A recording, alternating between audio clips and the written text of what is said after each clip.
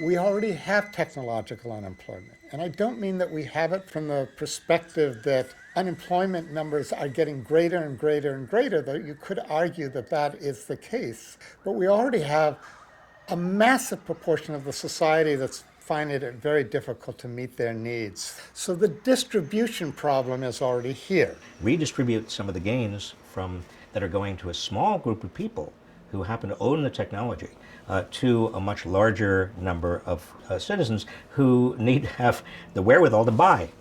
I mean, it's just a basic economic principle. You cannot have an economy in which all the gains go to the top because you don't have enough purchasing power in the middle to keep the economy going. But you don't have to do this through a tax and transfer system.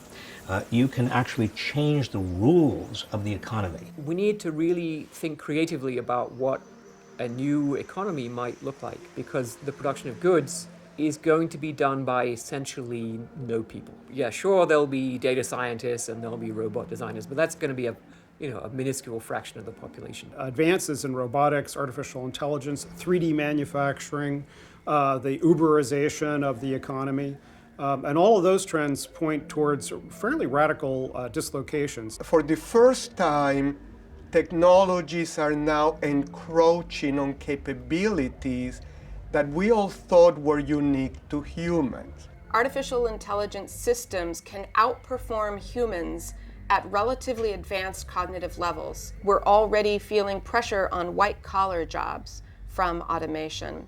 And as that continues, we have to ask ourselves, what is it exactly that humans are going to do that is not impacted by automation? The new jobs that used to come into existence, if they do come into existence with this revolution, may also be jobs that machines can do. We have displaced physical labor, and we were able to migrate to mental labor.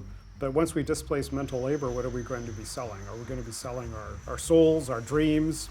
If we can figure out how to monetize them, I suppose there might be a market there. But otherwise, I think a lot of people are going to be unemployed. We can talk about things like creative skills, but look at the creative professions right now. Most creative professions are very weakly rewarded in the economic market.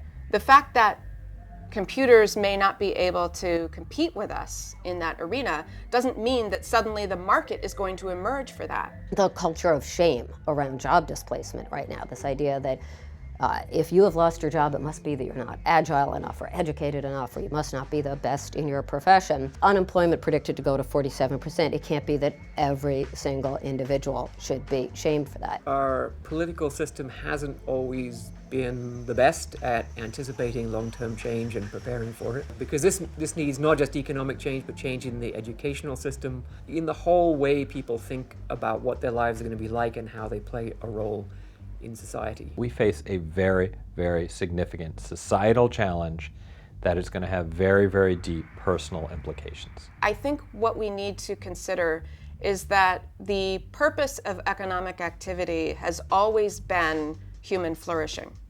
That's ultimately the end for which economic activity is the means. And I think we're in danger of forgetting that, and in danger of treating economic productivity as an end in itself. This is especially important if we enter an era where there's increasing longevity and increasing numbers of people expect to be able to retire at 65 or 70 and to be dependent on a shrinking population of workers, both because the jobs are disappearing and because we're not having as many kids. And so those twin crises, the demographic crisis and the technological unemployment crisis, will force us to reimagine the welfare state, and I think a universal basic income is the best way to do that. So now we need to renegotiate the question of what is the value of work. While work in the sense of the traditional economic model may or may not be necessary, meaningful activity for human beings is necessary.